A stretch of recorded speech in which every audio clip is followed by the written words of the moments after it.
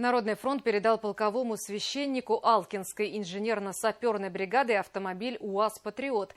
Так отец Рафаил сможет быстрее передвигаться между подразделениями для совершения богослужений. На передовой отец Рафаил крестит, исповедует, проводит молебны. По словам батюшки, в день бывает по 5 бойцов принимают крещение. Богослужение отец Рафаил проводит прямо на позициях, часто под обстрелами. За день, переезжая из одного подразделения в другое, преодолевает десятки километров.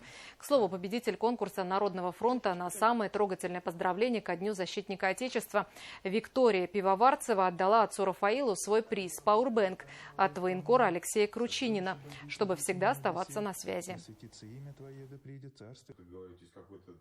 Слово Божие очень востребовано среди военнослужащих, потому что это их воодушевляет, это дает силы. И всегда наша армия не только сейчас, а и 100 лет назад, и 200, и 1000 лет назад, руководствуясь верой в Бога. И без веры в Бога, конечно, нельзя так героически защищать свою родину, рискуя своей жизнью и своим здоровьем.